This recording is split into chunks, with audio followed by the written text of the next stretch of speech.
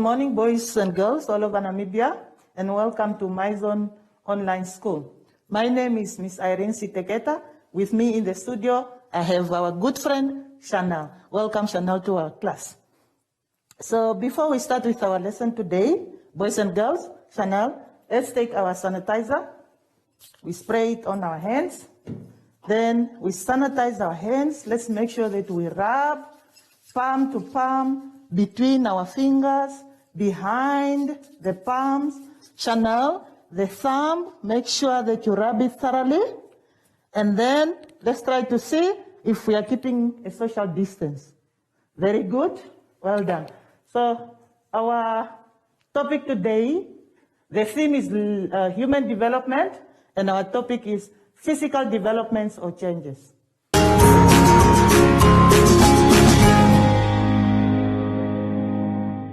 Okay, so today let's look at our competences, Chanel. Our competences are: list the physical changes in maturing boys and girls. Explain the kinds of changes which occurs in maturing boys and girls. So, and we are going to look at secondary sexual characteristics only. Explain their physical development and appreciate these important steps towards adulthood. Our vocabularies are maturity, being fully developed and ready to reproduce. Physical changes, these are changes that can be seen in humans during their growth. Secondary sex characteristics are features that are appearing during puberty in humans and sexually maturity. So stay tuned, we'll be right back.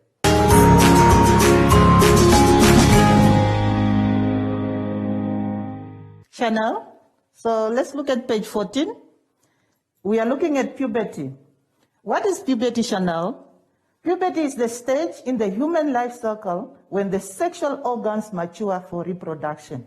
In short, we say puberty is the time when boys and girls change into men and women. So underneath puberty, you can see there's a picture. That picture is trying to illustrate some of the changes that we undergo during puberty. Now, Chanel, let's go to page 15. On page 15, we start with our first competence. Boys and girls, let me tell you, competences are the questions. When we give you competences, we are giving you the possible questions that will come on the topic. Number one, list physical changes in maturing boys and girls. So let's look at the picture. What happens to girls during puberty? Chanel, are you with me? Good. Let's look at the face. You may get pimples or acne. Sweat, you have to experience sweat under your armpits. Menstruation or periods begins. Height, you get taller. Breast, the breast will grow or develop. Hair, you will be able to grow hair in your armpits, on your legs, and also on your private parts. Now, let's look at puberty or at boys. What happened to boys during puberty? Height, they also get taller, just like girls. Face, you may get pimples. And then in addition to pimples with boys, so they will also start developing facial hair. Private, your penis and testicles get bigger. Voice, your voice deepens or it becomes deeper. Sweat, your armpits will sweat or sweat increases.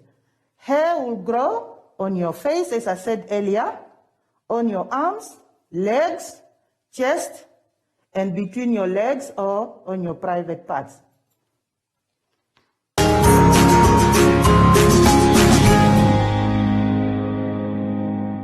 Chanel, are you still with me?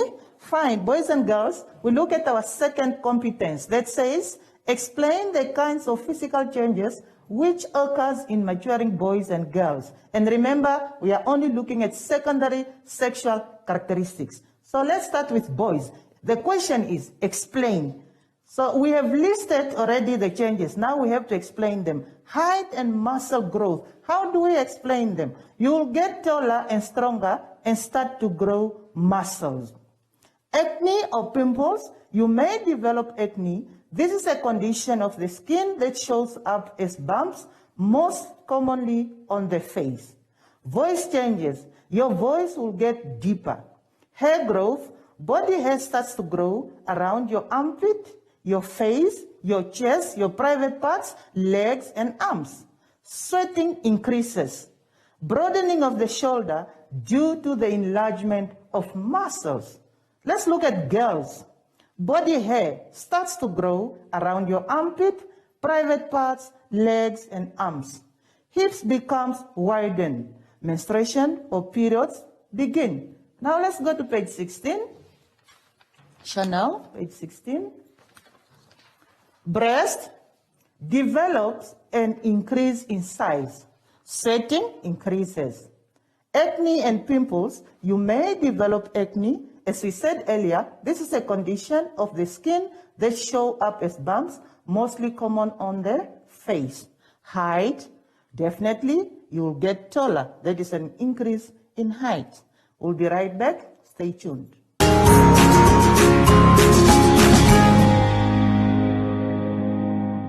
Welcome back, boys and girls. So now we look at our last competence that says, explain the physical development and appreciate these important steps towards adulthood. Chanel, are you there on page 16? Well, so when you look at the pictures, that picture is trying to show you the different stages that we undergo as we grow. So now, in life, as it says there, it's normal for physical changes to occur or to happen during puberty.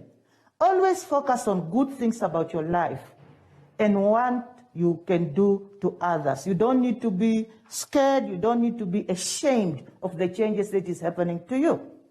Eat healthy food, exercise regularly, and get enough sleep. Talk to someone about these changes. It will help you understand them better. Let's move to page 17, Chanel, and boys and girls all over Namibia.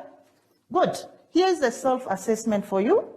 Try to see if you really studied or learned something in today's lesson. So it says, list and explain the physical changes shown with the lines on the pictures below. So the first picture there, it's showing you puberty in females or in girls. Now, when you look at that girl, there are lines drawn on her. And these lines are showing you the different changes that happens on each and every part of the body where the line is drawn. All that you need to do is you go back to your notes. You can also make use of your textbook that you are using at your school, and then you try to see what is that change, and then you just write it down. Good. When you are done with a girl, you go to males, which is a boy. You also do the same. Look at the lines. Where is that line pointing? And then you write the change. Boys and girls, we have come to the end of our lesson today. But before we go, Chanel, let's take our sanitizer once again. We spray our hands. We sanitize thoroughly between the fingers, behind the hands, Chanel, the thumb. Until next time, bye-bye.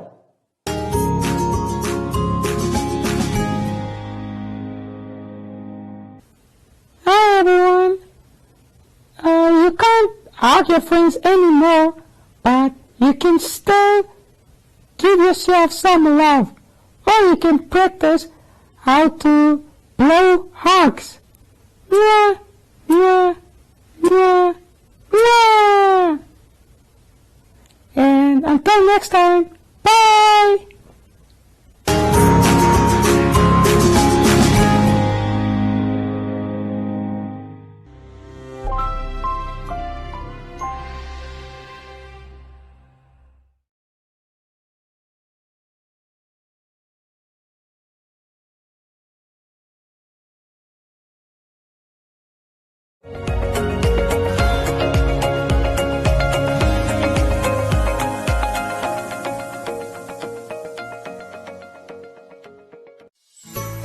Hey kids, are you in primary school and want to get extra supplementary maths, English and science lessons? Then invite learning in with One Africa TV's hashtag #LearnOnOne every weekday from 9 to 11 a.m. with repeats from 2 to 4 p.m. And thanks to NMH's MyZone, these lessons are 100% Namibian. There's so much to learn with hashtag #LearnOnOne. Invite learning in.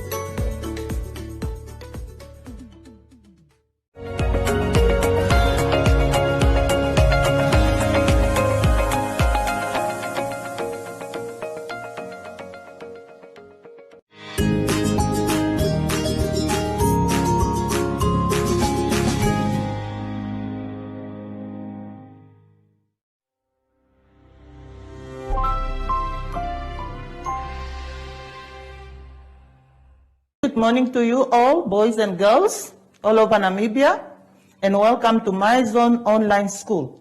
My name is Miss Irene Siteketa, and with me in the studio today, I have our good friend, Chanel. Welcome, Chanel, and let's say hi to the viewers. So, before we start, boys and girls, let's take our sanitizer. We sanitize our hands. Make sure that we rub the sanitizer on our hands, on our palm, between our fingers, behind our palm, on our thumb. Chanel? Good. Now let's try to do the distancing drilling. So just for us to make sure that we are keeping a distance. Thank you. So today our topic is nutrition.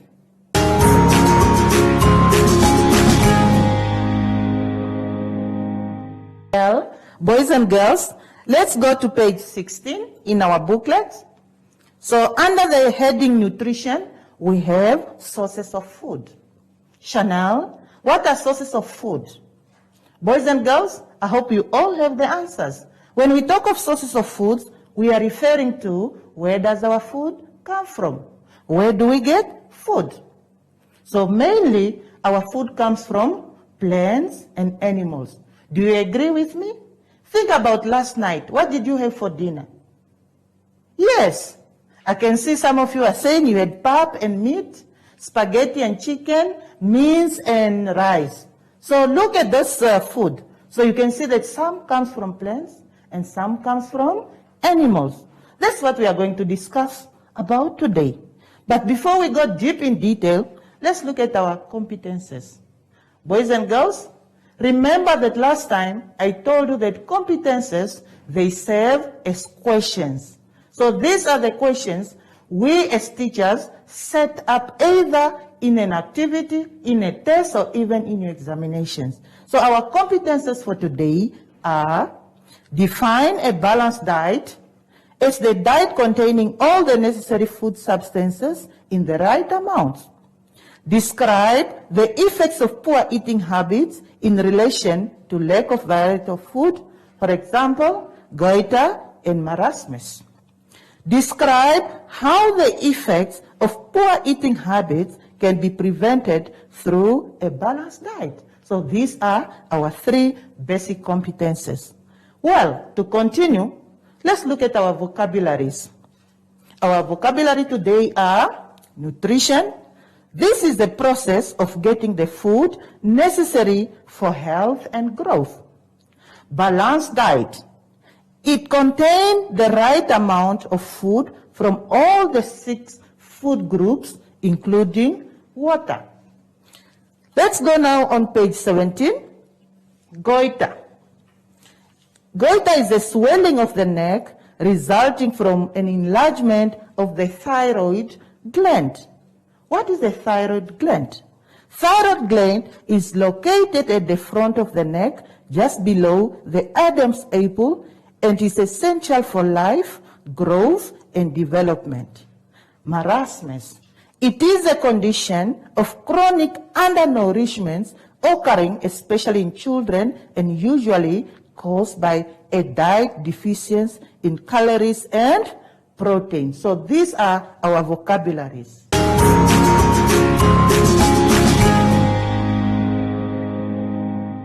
Well, boys and girls, let's look at the balanced diet.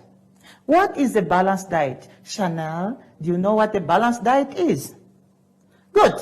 A balanced diet is the diet containing all the necessary food substances in the right amount. Just like what the word says, balance, and then diet. So you make sure that the food that you eat needs to be balanced, because that is the food that we eat every day.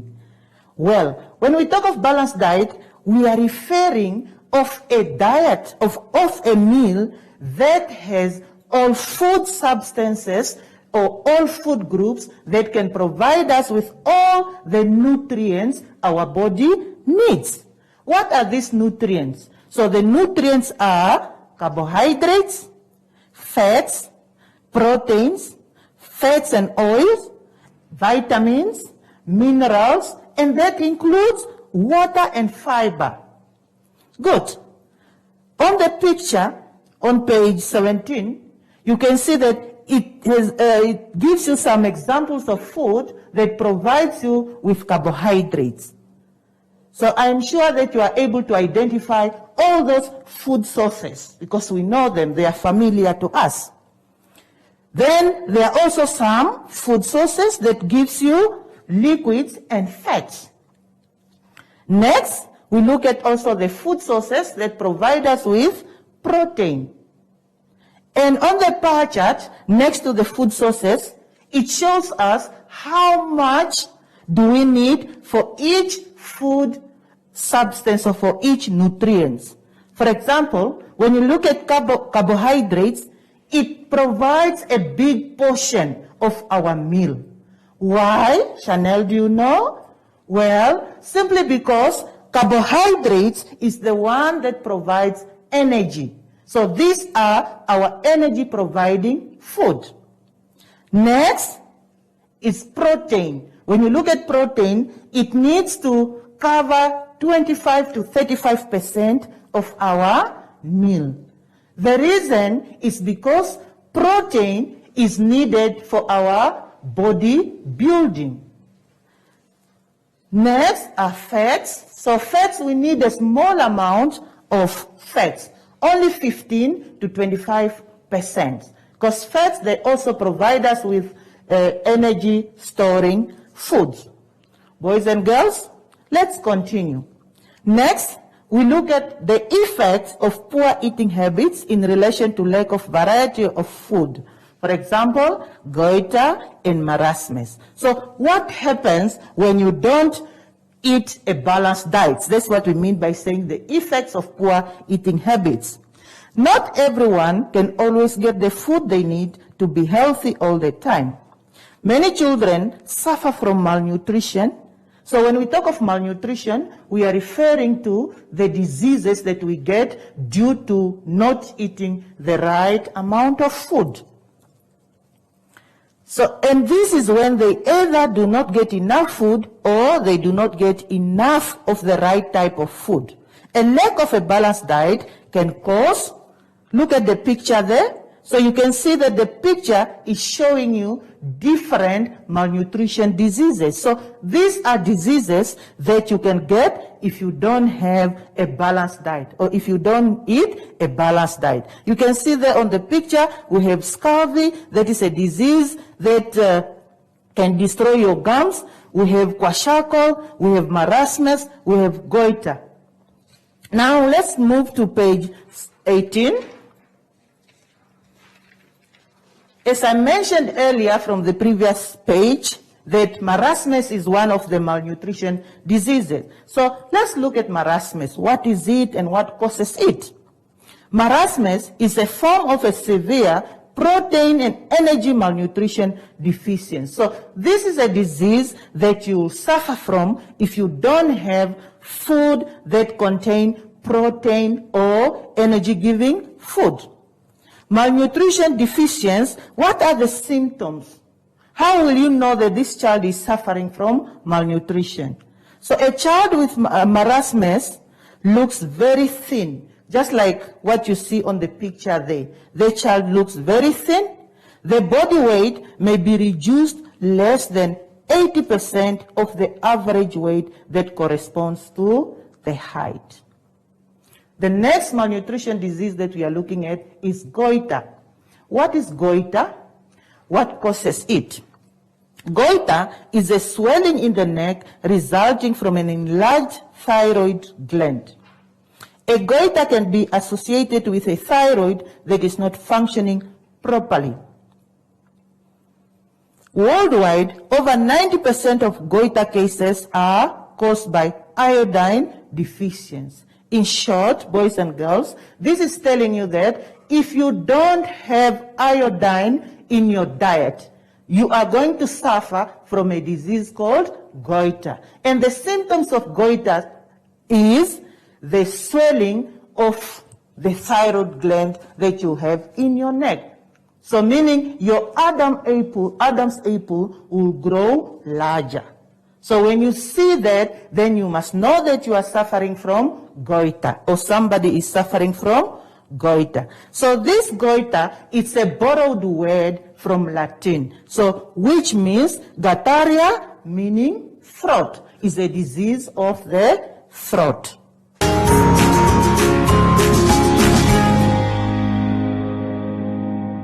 Boys and girls, are you still enjoying our lesson? Chanel, are you still enjoying the lesson? Well, let's continue. Next, we look at describe how the effects of poor eating habits can be prevented through a balanced diet. The best way to prevent marasmus is to have an adequate intake of calories and protein, preferable from a health food. When we talk of calories, we are referring to energy. So in order for you to prevent marasmus, you must eat a food that provides you with energy, and you must eat food that provides you with protein. Now, for example, on the picture there, you can see that these are some of the foods that can provide you with protein. We have foods like meat, eggs, cheese, fish, broccoli, you mentioned them. So in addition to this, you must also have some foods that will provide you with carbohydrate. Since we know that marasmus is a disease that can happen due to lack of energy-giving food as well as protein. For most patients, preventing simple goiter is as easy as a small change in diet. Iodine is necessary for producing thyroid hormones. Some patients do not eat enough iodine, so it causes the thyroid to work overtime to produce thyroid hormones. Using iodized stable salt can prevent simple goiter. So this is telling you that in order for you to prevent goiter, you must have some iodine in your diet. So you can get iodine from using iodized table salt, the normal salt that we use, that we put in our food. Just by having it, it will be able to prevent goiter. Next to the explanation, you can see that we have a picture of different foods. So these foods include cold fish, yogurt, baked potato, eggs, tuna fish, you mentioned them. So these are some of the foods that will provide you with iodine.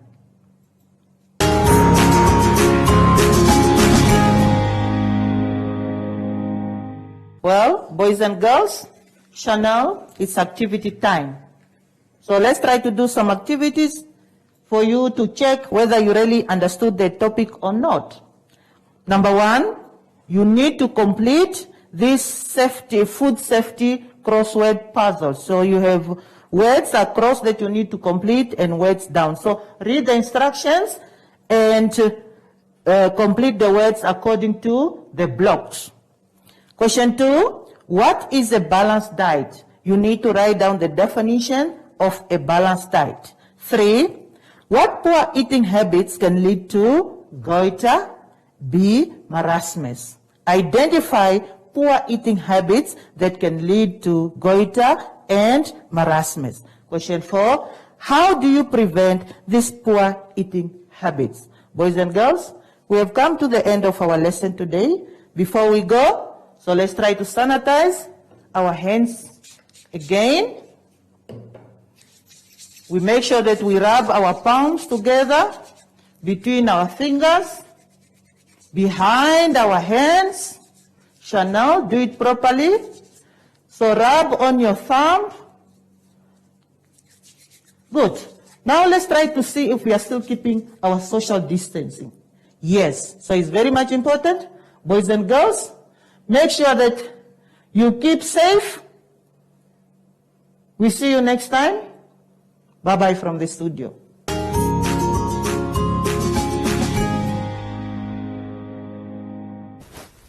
Hi everyone, I'm back, and if you are scared of what you read on social media, talk to your parents and ask them the questions. They know everything. Until next time, bye!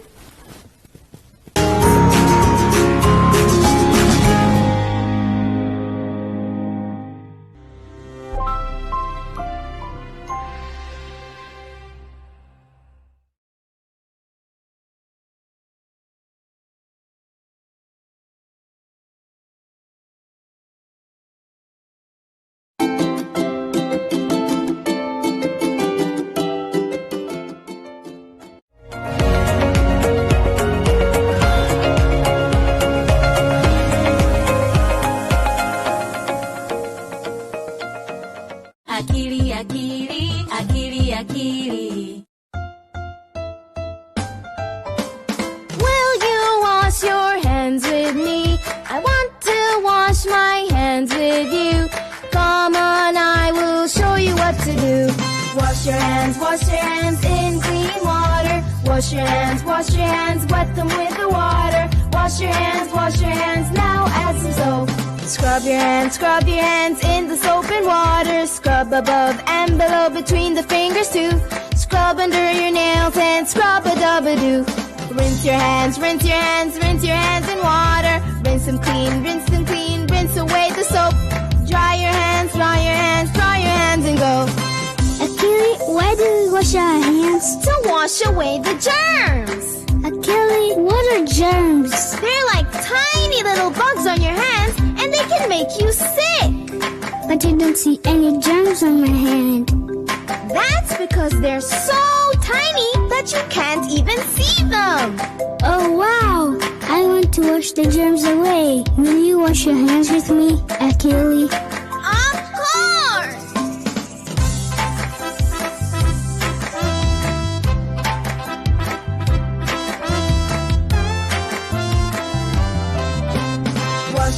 Wash your hands in clean water. Wash your hands, wet them with the water. Wash your hands, now add some soap. Scrub your hands in the soap and water. Scrub above and below between the fingers too. Scrub under your nails and scrub-a-dub-a-doo. Rinse your hands in water. Rinse them clean, rinse away the soap. Dry your hands and go. Great job, Haruma! Can you tell me the 4 things we did to wash our hands? I can try. 1. Wash our hands with water. 2. Put soap on our hands. 3. Scrub our hands all over. 4. Rinse our hands clean with water. That's right! You got it! Wash your hands, wash the germs away.